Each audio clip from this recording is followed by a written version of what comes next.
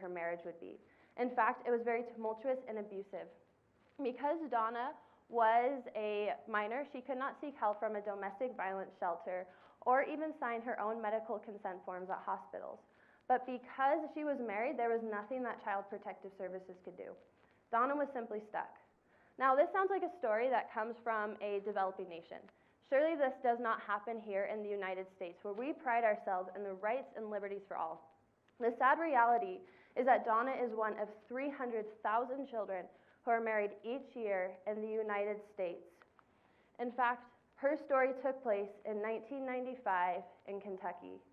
According to Child USA, that is the equivalent of 40 children being married each day, and 86% of all child marriages here in the United States involve the union between an adult to a minor.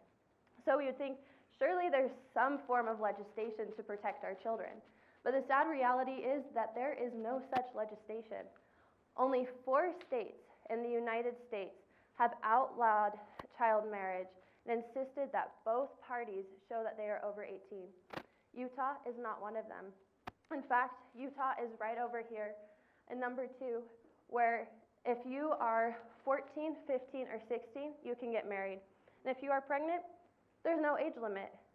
That may explain why Utah is the 3rd in the nation with the most child marriages. I have felt very strongly about protecting children. I have worked with youth my entire career in both educational and recreational opportunities.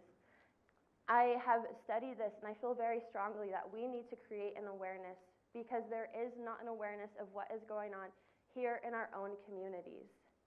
Marrying a child before the age of 18 is detrimental to both the health of the child and to societies. But by creating this awareness, which we are doing now, we can start building a better foundation for our children here in Utah. One of the biggest reasons as to why children marry in the United States is due to adolescent pregnancies. There are many places where there's a culture where sex before marriage is taboo, or there is an inadequate sex education, or even there's lacking in birth control. So because of that, many children who find themselves pregnant oftentimes get married as a result to hide their shame. But whether or not this pregnancy was planned or unplanned, there are still major health risks that come with having a child so young. In fact, according to the nonprofit website Girls Not Brides, the leading cause of death among girls ages 15 to 19 is due to pregnancy and maternity-related problems. This includes the girls here in the United States. Just because we are in a developed nation does not mean that they are immune to these problems. Oftentimes, these problems can be addressed by proper antenatal care, which these girls are not getting because they feel that social stigma of having a child so young. And because of that, they are higher risks for eclampsia, malnutrition, stunted growth in the mother and baby, preterm birth, low birth weights, and neonatal conditions that carry on through the infant's entire lives. These girls also find themselves more likely to have several children while they are still children themselves, which may be as to why they are more likely to receive abortions. But with this increase of anti-abortion laws that are being passed, many girls are turning to illegal abortions, which may explain as to why 8 to 11% of all maternity-related deaths come about through illegal abortion. But it's not just the parties who are affected with child marriages, it is societies who are affected. One of the biggest things is that these children who are stuck in child marriages are not receiving proper education. In fact, according to the CDC, a girl who gives birth in high school is only 50% likely to graduate, compared to the 90% of girls who do not give birth and graduate high school. And as we all know, getting a high school diploma opens the doors to so many possibilities in both career, education, and so much more, which these children are not getting. They are also more likely to receive government assistance, which may explain as to why 50% of all teen parents find themselves on government welfare within 5 years of becoming a teen parent. But it's not just the education that they are also lacking in. Children in child marriages are 50% more likely to be abused by their partner. And oftentimes, they cannot escape. Because they are children, they have to turn to a guardian to get restraining orders, medical documentation, even divorce. and their guardian is their abuser. So they are simply stuck, like Donna was. So what can we do? What can we do to protect our children? By creating an awareness now, we are starting that foundation for a better, brighter future, one where our children feel safe. As mentioned before, Utah has no legislation outlawing child marriage. In fact, there are so many loopholes that there have been cases of rape that have been under the premise of marriage. It's scary to think that we are okaying rape because it's under marriage. Our children need to be safe. Children like Donna, children like Carol and Pat and April, all of these girls were subjected to child marriage. We need to do better. We need to become advocates for them. And we can start today by writing our senators. By writing our senators and pleading for outlawing child marriage, we can start that. Donna is one of those advocates. After she was finally able to escape her abuser, she went on to found Survivor's Corner, a place for children who were victimized and placed into child marriage to be safe. We can be those advocates like Donna, like all of these women. So let's start today, and let's write our senators, because every child deserves a safe childhood. Thank you. I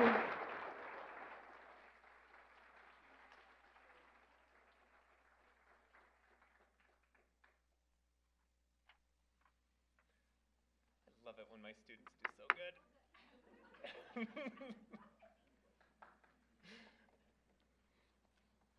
All right, so our next presenter is Haley Powell. She was born in Salt Lake City, Utah, and now calls Farmington, Utah home.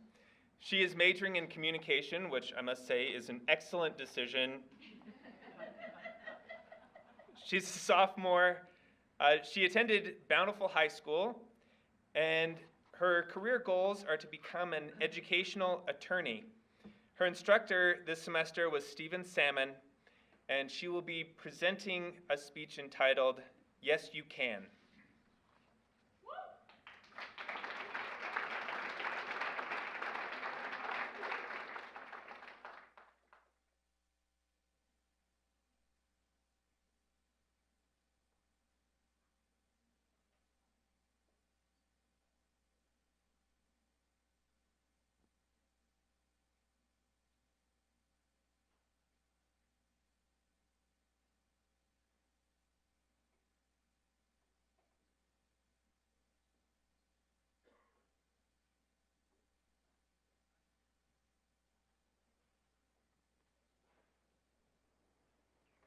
The Oxford American Dictionary defines resilience as the ability to overcome quickly from difficult conditions.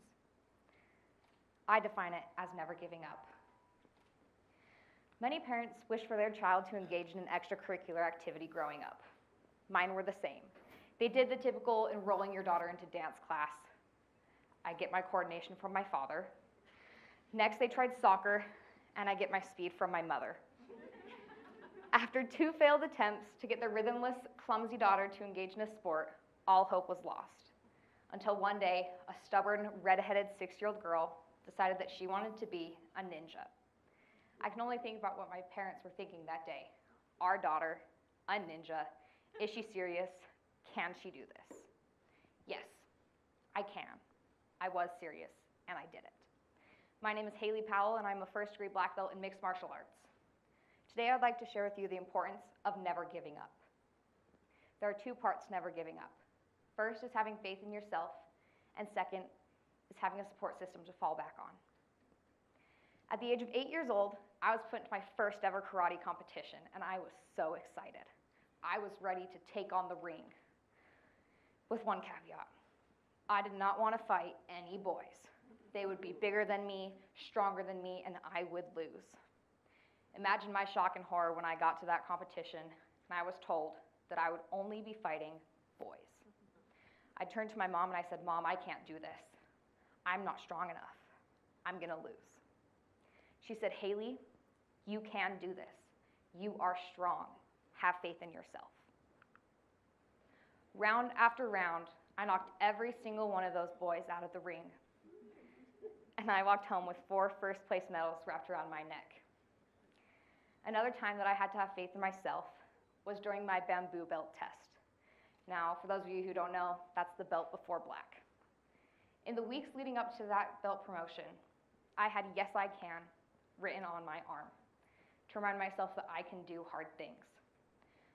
3 weeks of boot camp later, it was the day of my bamboo belt test, and I must have looked at my arm 100 times, reminding myself that I can do hard things.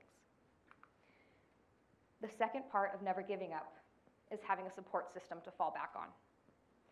In October of 2016, I quit karate because my depression was too much. 2 months later, I was hospitalized for suicide. I was in that hospital for 9 days. On day 5, I was in the worst state of my life. I wanted out of my hospital wing, out of my room, out of my body, and out of my life. When the nurse walked into group therapy that day, telling me that I had a visitor, when I turned the corner, I saw Tay, my karate sensei. He looked a little bit different then. Tattoos on his arms, bright pink flamingo t-shirt, khaki board shorts, and flip-flops. He was there reminding me of my Kona Ohana, of my karate family, that I can do hard things. He was there reminding me that I will never give up, that I am bigger than my depression, and that I will overcome it. Another time I had to have a support system was during my black belt test. During your test, they do a 2-mile run in the dark. Like I said before, I'm not very fast, but I'm also afraid of the dark. So it was a big deal for me. I thought I'd have to run those 2 miles in the dark, but I was wrong. My family was there, and my parents had a surprise. Every quarter mile of that run, there was a new member of my family there to run with me. First my mom, then my dad, then my 5-year-old sister, then my 11-year-old sister, then my grandpa, then my aunt, then my cousin, and then my other cousin. I crossed that finish line with my family behind me. My dad even made up a fun little song to Power Rangers, but he changed the words a little bit. And it goes, "Go, go, kick butt, Haley." He sang that as we ran, and he still sings it to me sometimes. Although your story may look different, know that you can do this. You are strong. Find the inner faith in yourself. Find your support system to fall back on when you fail, because sometimes you will fail. You can do this. You can ace that exam. You can pass that class. You can do the scary thing, whether it's waking up in the morning and facing another day, or giving a speech at a spring showcase for your university, because that's scary. I'd like to leave with you today a quote that welcomed me every time I walked into my dojo, that reminded me that I will never give up. A black belt is a white belt that never gave up. I urge you to never give up. Don't give up on your hopes. Don't give up on your dreams. Wake up every morning and fight again. Just like what I have written on my arm. Yes, you can. Thank you.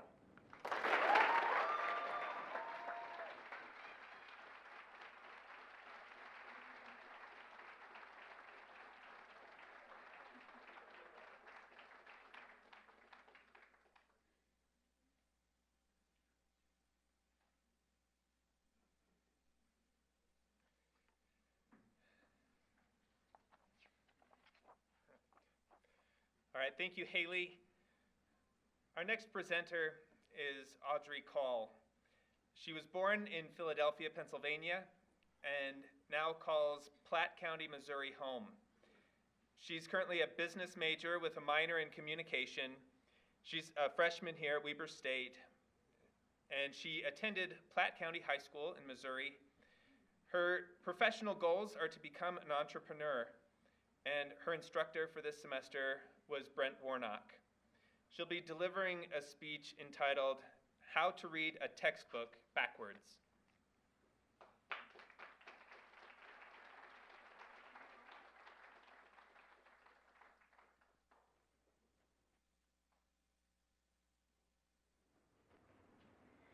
ZYXWVUTSRQPONMLK JIHGFEDCBA.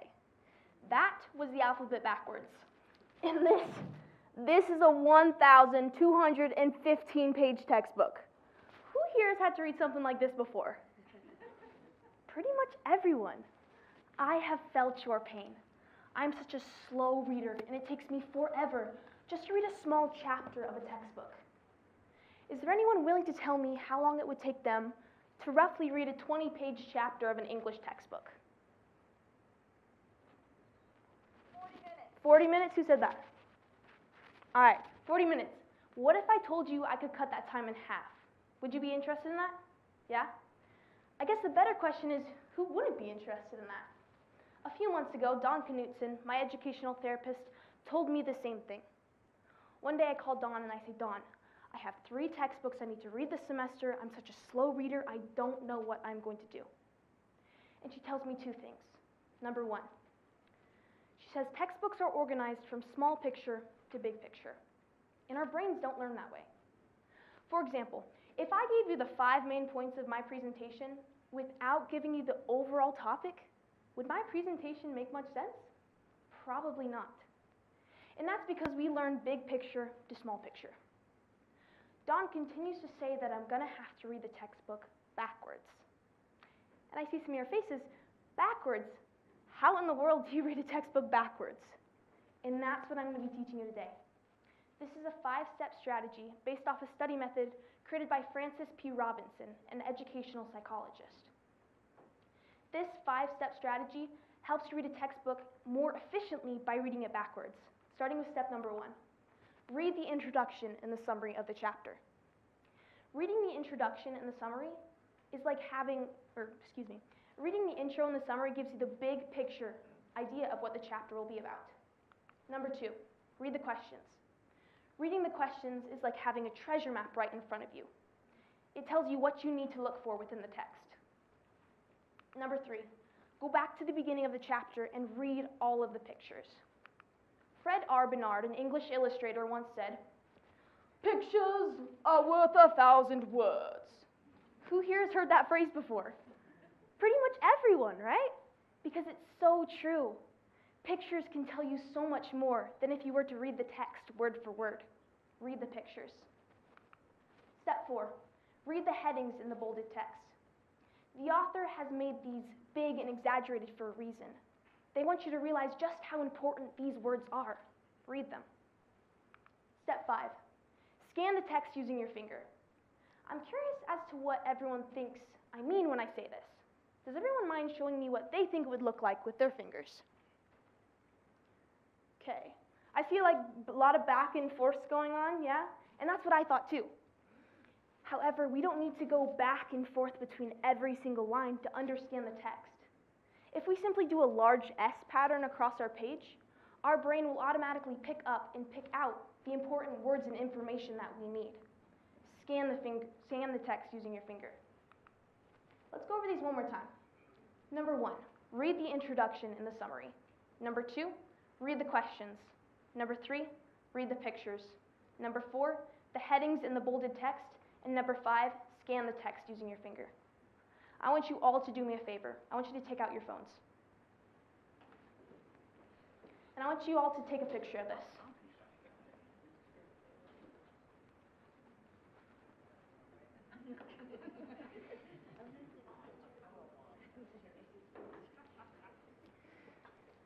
The next time you're reading a textbook, I want you to try this method. And it may not work for you, but it has helped me and so many other students. ZYXWVUTSRQPONMLKJIHGFEDCBA. And this is how you read a textbook backwards. Thank you.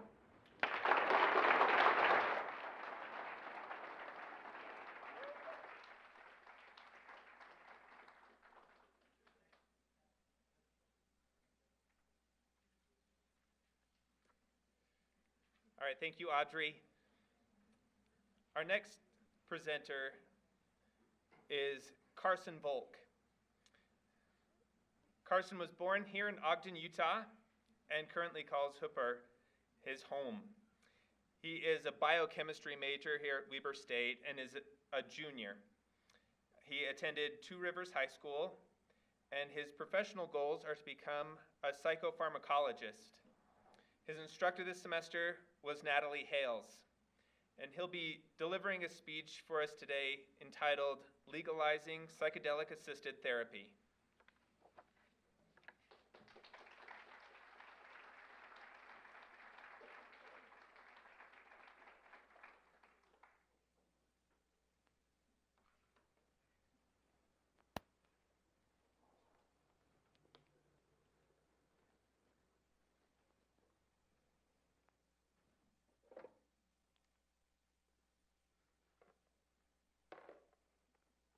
This pile of pills represents the number of medications I tried in order to get my mental health in check. For years, I struggled with addiction and bipolar disorder, bouncing back and forth between illicit substance abuse and a prescribed cocktail of antidepressants, mood stabilizers, and antipsychotics, none of which ever really worked for me. That was until I found what, for me, was a better way. And this is no judgment to anybody who does take medications. If they work for you, then more power to you. But what about people for whom traditional methods don't work, like me? There is a solution: psychedelic-assisted therapy. This is traditional therapy in conjunction with the use of psychedelic drugs such as magic mushrooms. And that's the solution that I found, although I did it illegally. I found a therapist who was willing to put their license on the line to help me out, and it saved my life. Which is why I'm going to talk to you today about why this therapeutic option should be made legally available to others suffering from mental illness. The United States is experiencing a mental health crisis. Mental Health for America, a nonprofit that works to expand mental health treatment, says that about 20% of Americans struggle with mental illness, which means it affects everybody, even if that's indirectly. And the reality of treatment is that current methods do not work for everyone. And psychedelic-assisted therapy has been found to be effective and safe for a variety of mental disorders. And with a more mentally well society, we all benefit. According to Mental Health for America, sufferers of mental illness, about a quarter of them, report that they have unmet needs. And while these unmet needs may vary, oftentimes it means that treatment received is not adequate. For instance, researchers at Brown and Duke universities found that antidepressants are effective for less than half of the people prescribed them. There's also issues with the way that we treat anxiety. Drugs like Xanax are frequently prescribed for these issues. But according to the National Institute on Drug Abuse, a government agency that tracks the impacts of drugs, these medications are often associated with suicidal ideation, emergency room visits, illicit substance abuse, and even additional mental disorders. Now, I need to reiterate, I'm in no way condemning anybody who takes these medications. I'm only saying that there are some unmet needs in the population that psychedelic-assisted therapy can help to address. I know that's what it did for me. My own unmet needs led me to abusing heroin and crack cocaine in an effort, a failed effort, to mitigate the symptoms of bipolar that my medication was not helping. But don't just take my word for it. The research into the efficacy and safety of this therapy speaks volumes to its ability to heal. In contrast with traditional antidepressants, which must be taken daily, ayahuasca, a psychedelic brew used by the indigenous people of the Amazon, shows shockingly high rates of success. A paper published in Psychopharmacology found that after just one session of ayahuasca-assisted therapy, patients experienced an 82% reduction in their depression symptoms that lasted up to 6 months. And it can also be used to treat anxiety. Psilocybin, the chemical responsible for the magic of magic mushrooms, is being looked at for just this purpose. And a paper published in Psychiatry Research found that psilocybin shows significant reduction of symptoms with anxiety with none of the drawbacks of drugs like Xanax. And it's not just generalized anxiety and depression that psychedelics show promise in treating. Take MDMA, for example. You might all know this drug as ecstasy or Molly, but what you might not know is that it's actually in its 3rd stage clinical trial to become an FDA-approved medication for PTSD. And according to the data from that clinical trial, patients treated with MDMA-assisted therapy are twice as likely when compared to those treated with traditional therapies to no longer even meet the criteria for a diagnosis. And possibly most critically, none of the research I just mentioned found any significant safety concerns or adverse effects from the supervised use of psychedelics. and even found the drugs to be anti-addictive when used in this manner. Now you might be asking, how exactly does taking some drugs that make you see cool colors help your mental health? And that's a fair question. The answer is kind of complex, so without getting into the neuroscientific jargon of all of it, just know that it has to do with your brain making new connections that allow you to have profound perception changes. And for me, the hard work of therapy combined with those profound changes of perception allowed me to transform myself from a homeless heroin addict into a successful university student who is, mom's crying and it's choking me up, I apologize, and who's able to speak to you on this stage tonight. So it's obvious why I care about it, but why shouldn't any of you? Well, a mentally well society is a better society. We're safer, more productive, happier. Depression can lead to self-harm, substance abuse, all sorts of destructive behaviors. Anxiety makes it difficult for people to take care of their day-to-day responsibilities. PTSD is associated with higher risks of addiction and violent behavior. So effectively treating mental illness has clear benefits. But when psychiatrists don't have enough tools at their disposal, some of these behaviors go unchecked. And it leads people to destructive behaviors such as drug addiction, homelessness. They can't hold jobs. They get pushed to the fringes of society. So by legalizing this unique form of therapy, we can provide relief to those suffering from difficult to treat mental disorders. They can be more present in their families' lives, in their communities. They can participate more actively in the workforce and the economy, and they can just lead more fulfilled lives overall. Now, I'm not trying to say that it's a panacea for mental health, because it's not. I'm only saying that it should be a legally available option to those who do want to try it. Clinicians should not have to put their licenses on the line to help people, and people should not have to commit crimes just to seek that help. And there are organizations, like MAPS, who are working to make that future a reality. And I urge all of you to go to their website to learn more about what I've talked about tonight and anything else that they might have. They have a lot of really great resources about this topic. Now, because of the large swath of the population who experiences unmet needs regarding their mental health treatment, it's clear that an alternative option is necessary. With psychedelic-assisted therapy, the efficacy is there and so is the safety. And with a more mentally well society, we can all benefit. It is my hope that one day, others who have gone through that absolutely grueling process of trying medication after medication after medication can also find relief through psychedelic-assisted therapy. Thank you.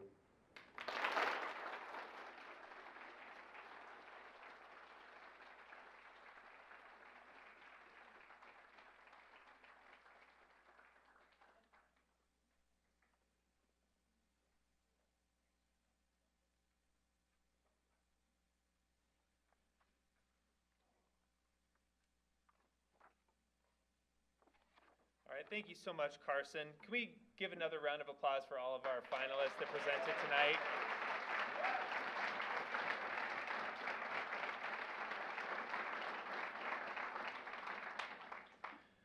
I think when we watch speeches like this, it's easy to see that we're in good hands, that we have some really amazing students here at Weber State that are taking on some of the biggest challenges in our world today.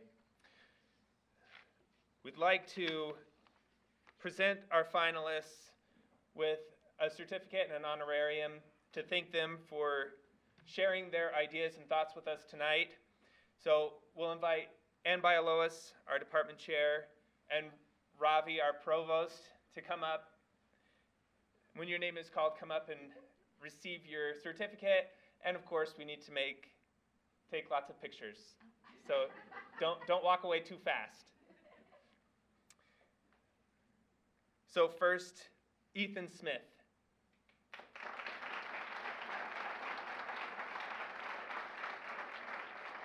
Just to remind you, his speech was entitled, "Becoming the Hero of Your Own Story."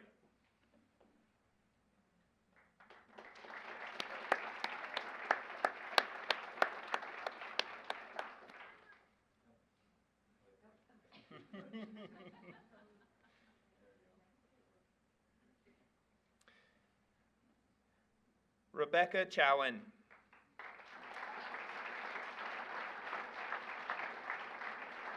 She delivered her speech entitled Child Marriage in the United States.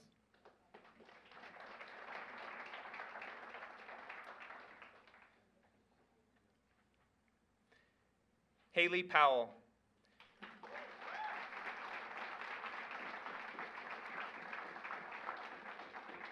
Who delivered her speech, Yes You Can.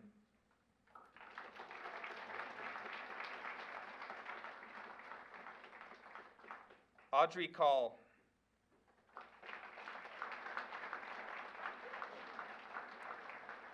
Who delivered her speech, How to Read a Textbook Backwards.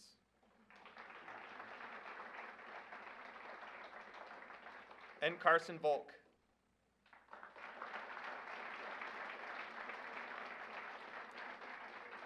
Who delivered his speech, Legalizing Psychedelic-Assisted Therapy.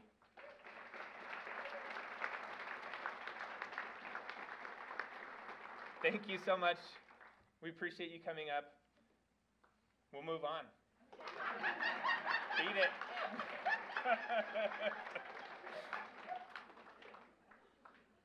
I don't know what I was supposed to say. Get off my stage.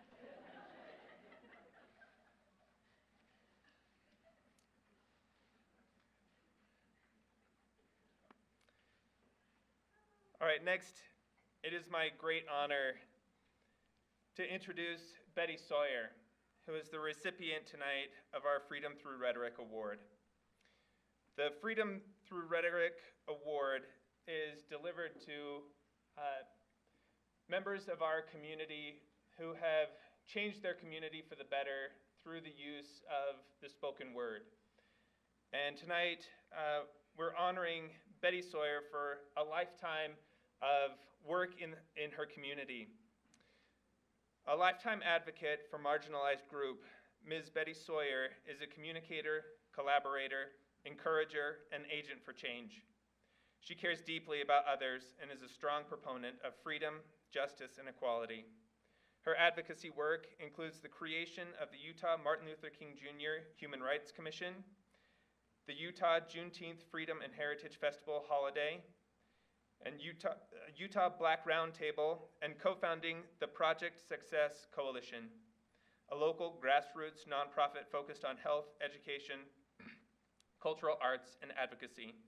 She's also president of the Ogden chapter of the NAACP and retired from her position as the Community Engagement Coordinator in Access and Diversity at Weber State University in 2021. For more than 3 decades, Ms. Betty was a driving force behind the effort to make Juneteenth a state and federal holiday, which was recognized as such for the first time in 2022. She has helped organize annual events and activities to celebrate the day and has worked with lawmakers to push for legislation to raise awareness of the holiday and its meaning. Her personal motto is Ubuntu.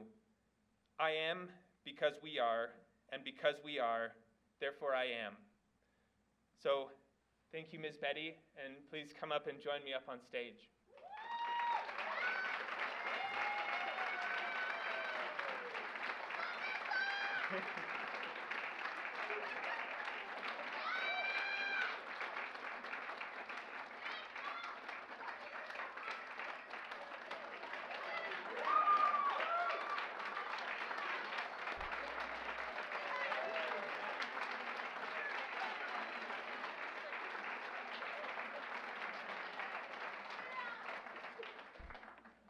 I paid her well to come with me tonight. Wow. First of all, I'm just truly honored to be selected for this award, and more so to be in your presence, in the presence of these totally awesome young folk. We are in good hands. We are in good hands, so let's give them another applause.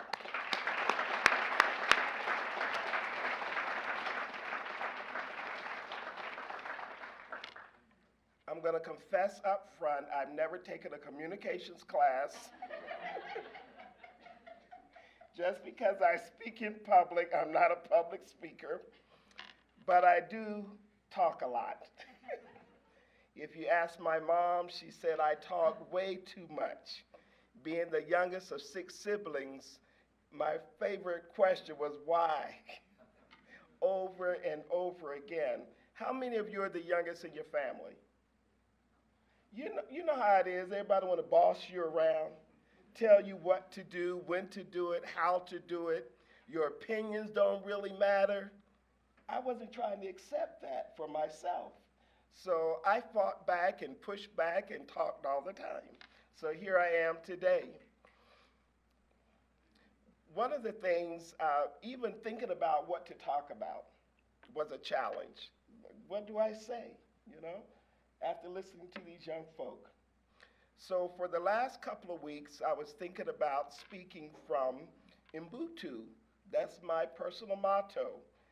Being in a place like Utah, coming from Baltimore after graduating from college at Morgan State University, I got into Salt Lake. It took me 2 weeks to see another black person. I was like, oh my God, where am I? And what on earth was I thinking? But I was listening to my older brother. He said, come to Utah, it's beautiful. The mountains, the people. He left out a little part of that story. And so after finding that first black person, I looked, I walked, the streets were huge. I was like out of breath after walking like 2 blocks in Salt Lake. It's like, okay, mountain air, check. And then I decided to get in the car. Okay, I didn't see any of that, 4-block radius, so I'll venture out a little bit. And so I got in the car and I'd ride up and down. It's like, I know I can find. There has to be a city, a central place somewhere. And I happened to see a young lady walking down State Street, and I was hanging out of the car. And she looked at me like I was crazy. But then I started recognizing that look when I would see other black people, or they would see me, they'd be like, we're here. Not many, but we are here. So in thinking about Ubuntu and the fact that is I am because we are, and because we are, therefore I am, that regardless of all of this crazy history that we have in this country, we're still one. We're still one. We're united. We're connected. And that's been one of the most challenging things I've had to work on in my 40 plus years in Utah, is helping people stop othering each other. Because that's the only way you can treat people any kind of way, is if you call them something else, think they're less than, don't feel they have a right to be here. But when we recognize that we're all a part of this human family, we should be compelled to look at each other as we would have someone look at us, okay? So I'm gonna preach a little bit. No, I'm not, I'm just joking. But then I thought about my own experiences before I came to Utah. My mother was a civil rights activist as well. She didn't call herself that. She was just Miss Catherine in the neighborhood. If she saw something that needed help, she'd go do it. If there was somebody that needed food, she opened up the door and brought them into the house. She went to the city council meetings to speak up. She talked the folk, the mayor and council, into building the first park in our part of the community. I was raised in a segregated community. My house was on the line that divided the black community from the white community. So we played with white kids through the fence. We didn't interact or go to school. She was the NAACP president as well. And I can just remember hearing her speak and thinking, oh my goodness, that's my mom. Listen at her, that's really neat. Because it's usually all the men that were in the room talking. So when she got up to speak, I was pretty psyched. I remember all of the sermons I listened to in church. I'm a church girl, country girl. Thousands and thousands and thousands. And how that helped shape what I thought about words and communication. And how that moved me to say, amen, ashe, sign me up. You know, after a good steering speech, I was ready to get out there and walk on the picket line.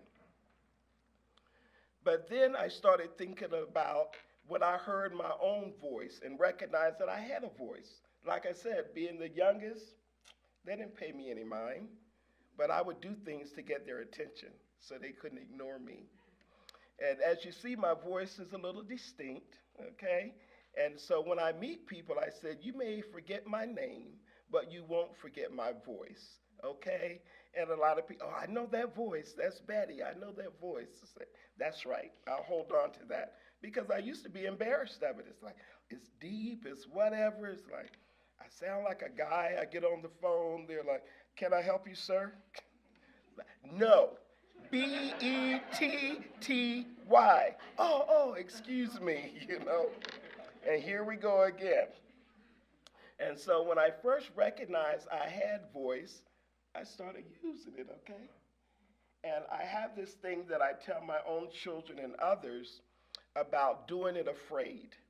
People assume that because I end up in this arena a lot and speaking and talking and whatever, because somebody has to, right? Might as well be me. And so that I do it and I'm comfortable with it. But I'm really not.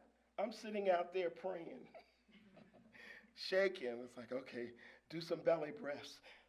Relax yourself before you go up there. I'm scared to death every time I have to get up and speak. But I have to do like I tell them.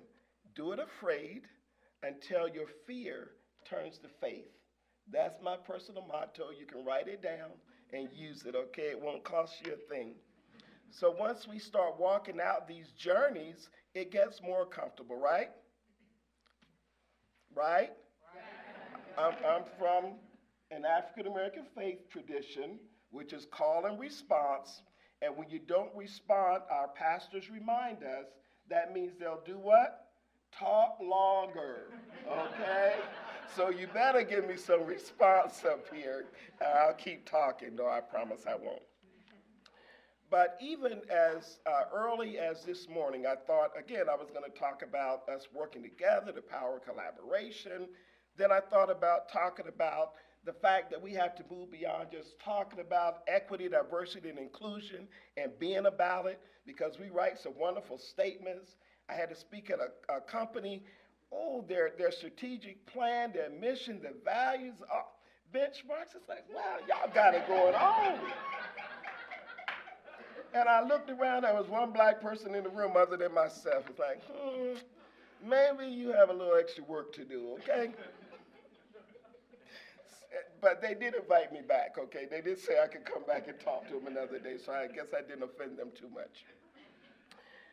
But in that space of equity, diversity, and inclusion, we're all going to have to be there.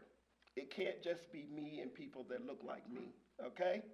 So I'm signing up everybody tonight. I know you had a list coming in.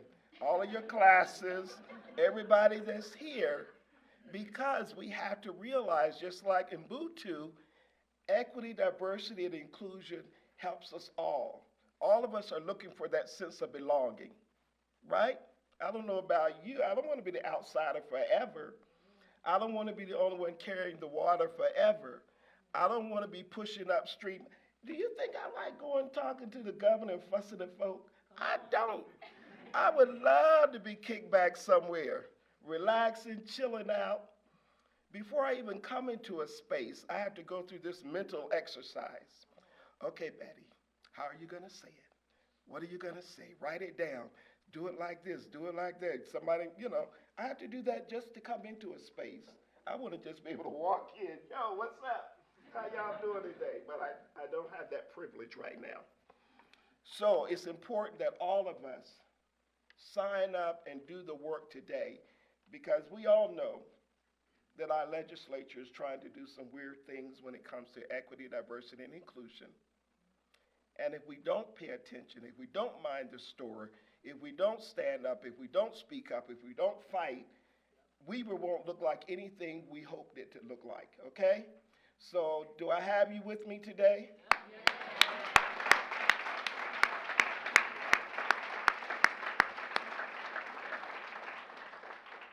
And lastly, this morning when I woke up, I do what I always do after I thank God, the Creator, for giving me another chance. I turn on the television, watch the news. I'm a news junkie, okay? I admit all kinds of news. But unfortunately, when I turned it on this morning, every other story was about who got shot and killed, okay? It's like, what? Somebody else? And then I started thinking, is shooting folk a new form of communication? Is it? We can't talk anymore. I'm going to pull out a gun.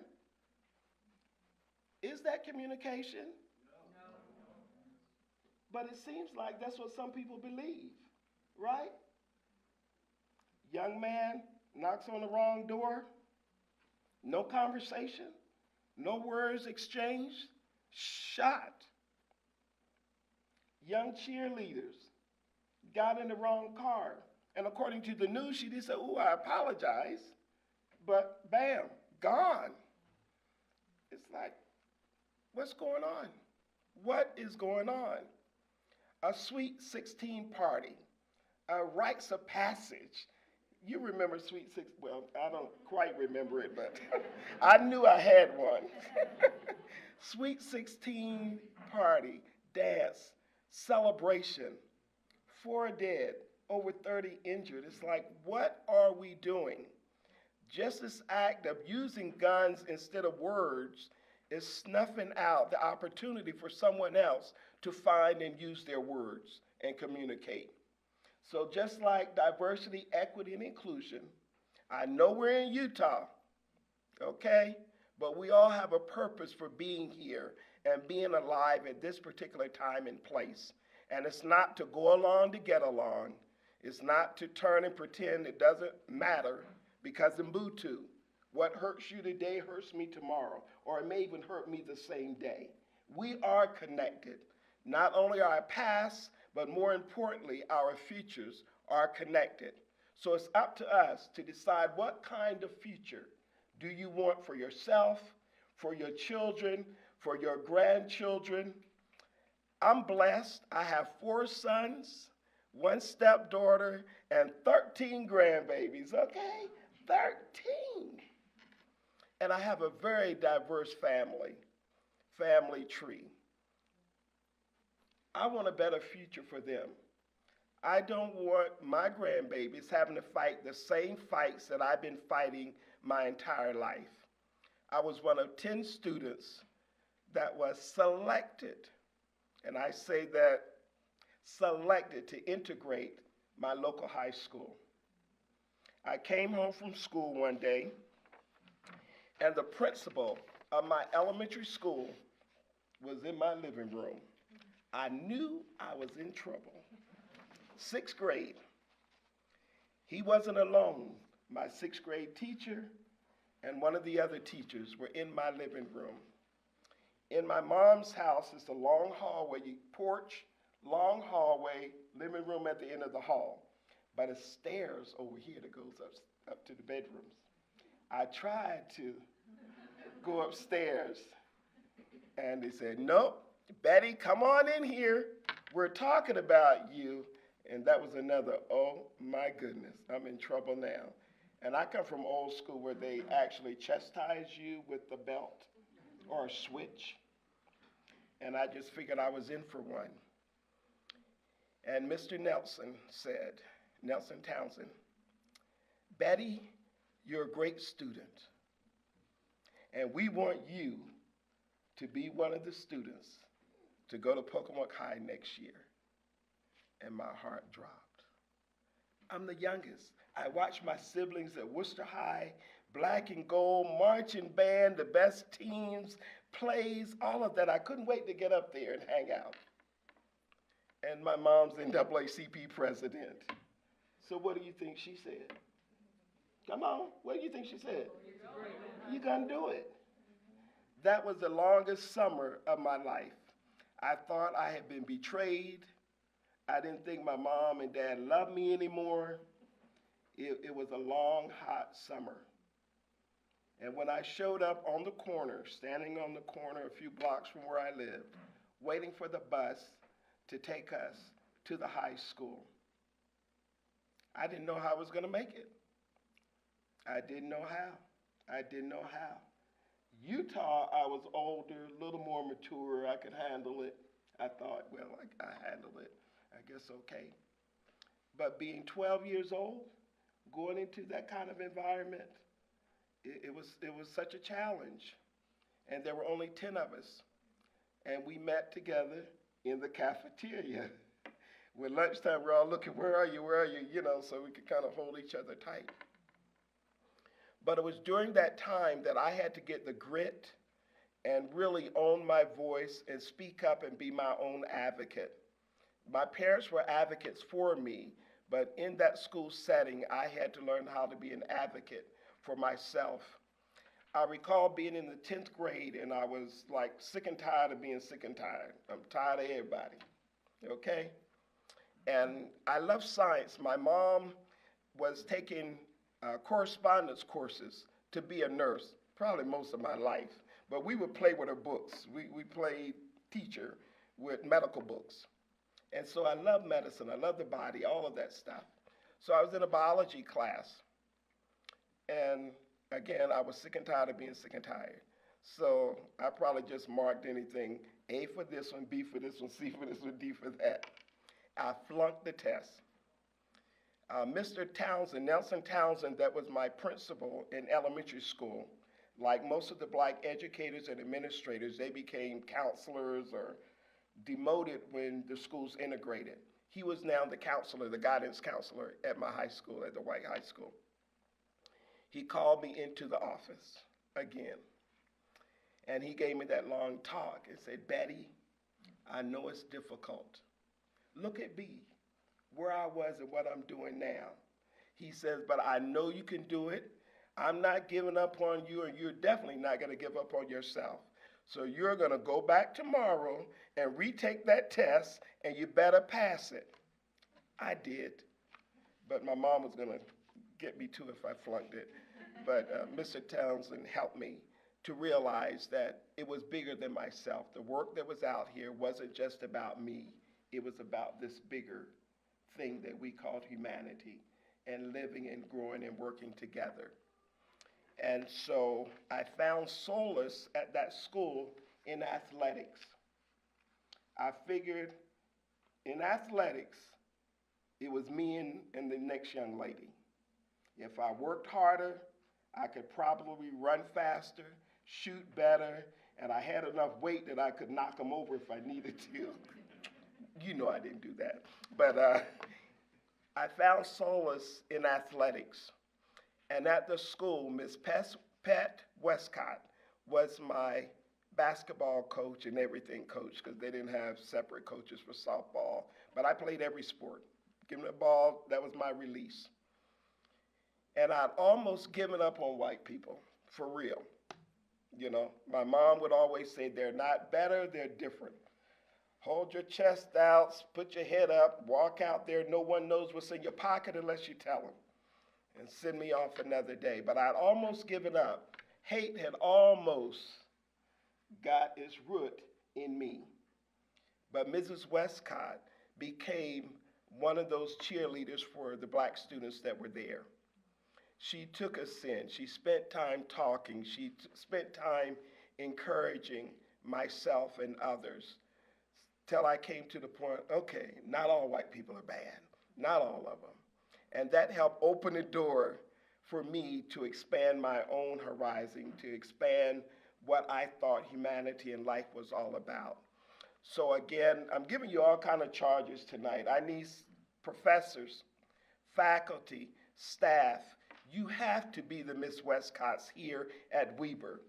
I know it don't look like anything that's going wrong, but Weber got issues. I just have to tell you.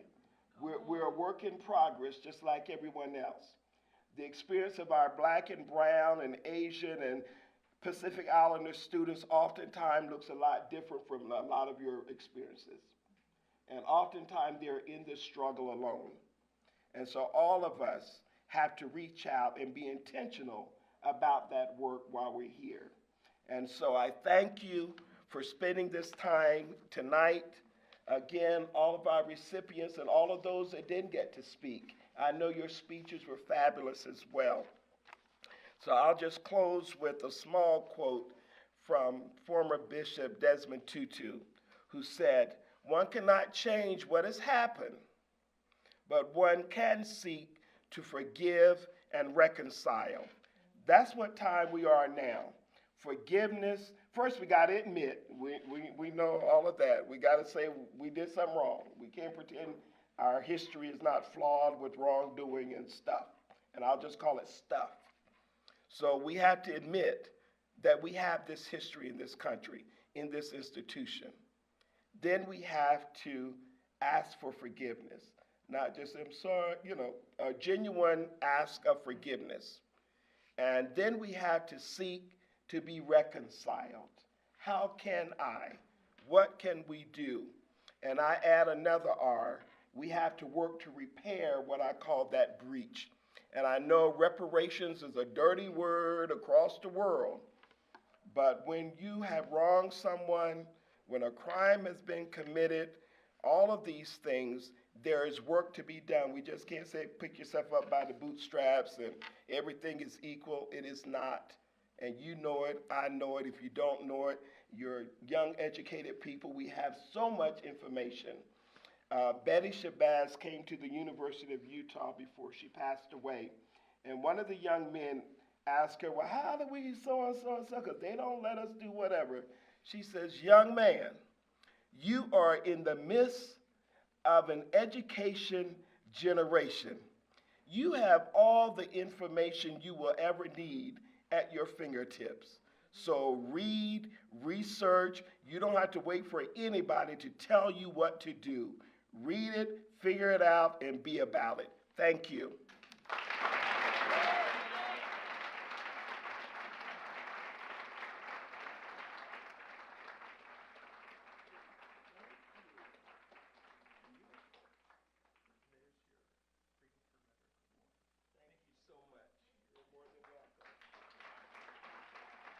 Thank you so much to Ms. Betty for sharing your story. We're also inspired by your story, and we're grateful for your willingness to share it with us. Next, we'd like to invite our provost, Ravi Crovey, to come and address us.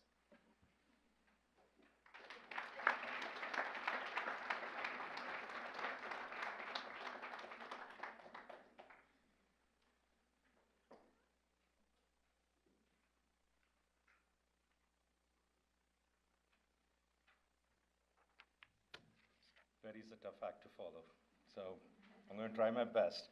But thank you so much, Betty. I really appreciate your advocacy for our students. I think just your leadership with NAACP and everything you've done in the state level with the Juneteenth, and just even being passionate about civil rights and being such an advocate means so much to all of us. So thank you so much, and again, I'm going to applaud you for that.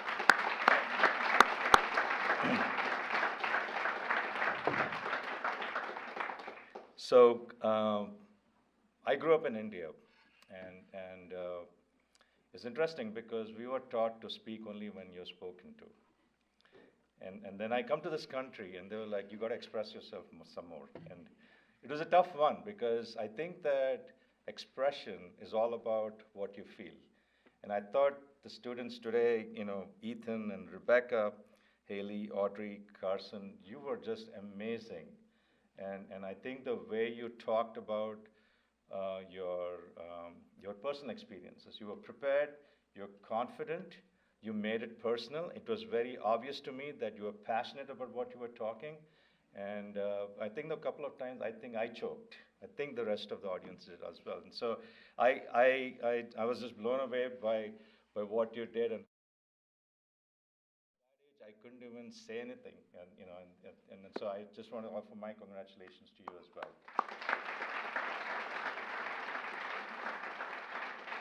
I do know that a lot of our faculty go beyond the regular call of duty, and I can see this as influence in terms of how you speak.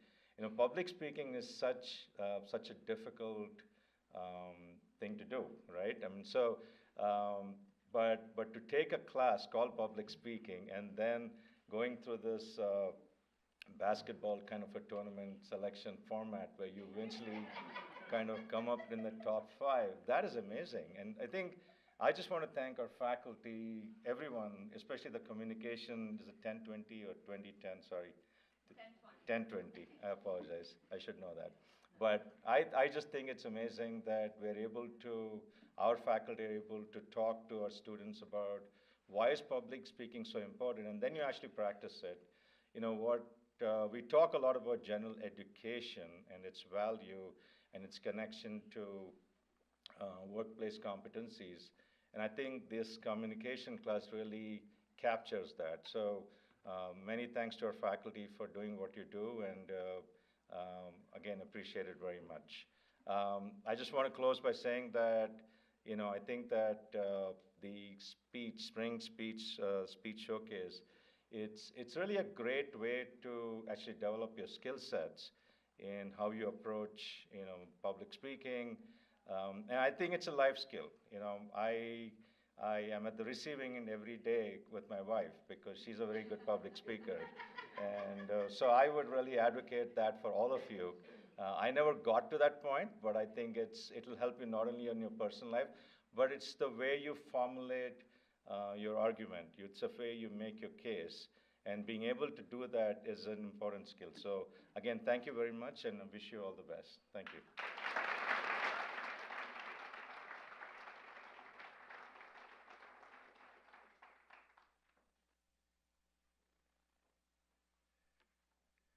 Thank you, Provost. The remainder of our time, I'm going to speak very briefly, and then we're going to invite Miss Betty up one more time to do the Weber Speaks Anthem. And just so you know, you all have the Weber Speaks Anthem on the back of your speech showcase pamphlet, and it's a call and response. So, Miss Betty, you should feel right at home. And this should be good. Those of us that are not real comfortable with it, get comfortable, because we're doing it. So, before we invite Miss Betty back up, I just wanted to briefly tell you how important this is to me.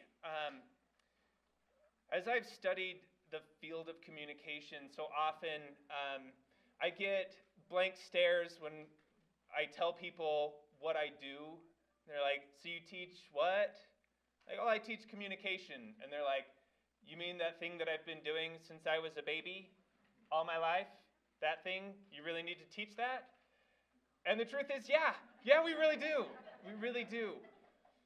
And in our world today, so often the basic fundamental truths are continuously under attack.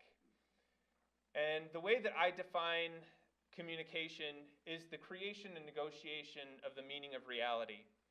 And to me, that carries so much more weight than just transferring information.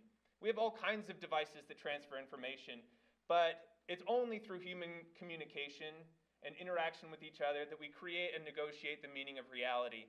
And that word, reality, I think is very important.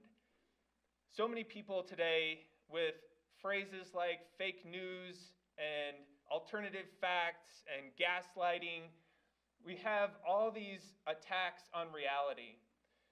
And if we're not careful, if we don't find our voice, then those voices that negate and distort reality are going to be the dominant voices in society. And that is a society that I don't want to be a part of, when truth and honesty and decency are not widely accepted and not the standard and the norm. And I know that so many of you here feel that way too. And no matter how nervous we get or how often we hide behind phrases like, well, I'm just not good at public speaking, or that's really scary, or I don't have anything to say, those are all ways that we hide ourselves and our voice, and we allow those other voices to get louder. And without our voice, people start thinking that those voices that negate reality are the real ones.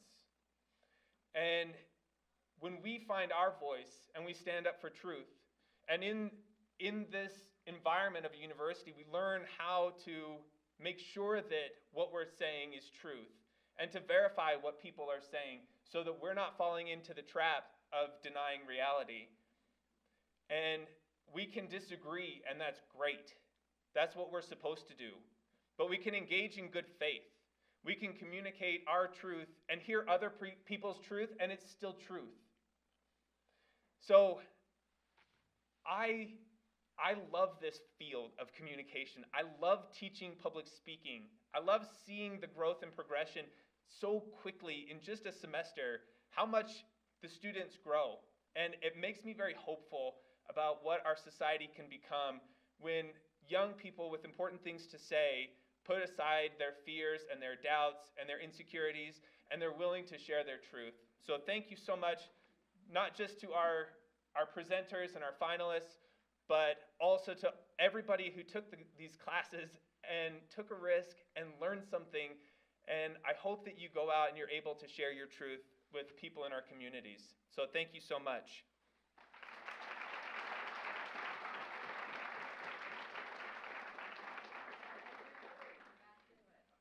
All right, so this is our final act of the night. So let's make it a doozy. You're in for it. Come on, let me hear you. You ready? Yeah. I'm not convinced. Are you ready? Yeah. Okay, that's more like it. That's more like it. Yeah, we're going to go to church a little bit, okay? Okay? And in our church, when they said, this is the time in the service when everyone can be a part and participate. But in our church, they're talking about the offering. Tonight, we're going to talk about Weber Speaks, okay? So are you ready? I think we need a little challenge going on. This side, we're going to all do it together, okay? Okay, I won't put you on the spot. But my expectation is, after each call, the response will get what? Louder and louder and louder, okay? Let's shake it up in here tonight, okay? When an answer to a problem is needed, Weber speaks. Okay. Whenever conflict or justice demand resolution, Weber speaks. All right, all right. Should fear threaten to silence the voice of freedom, Weber speaks. One more time. Weber speaks. One more time. Weber speaks. All right, thank you.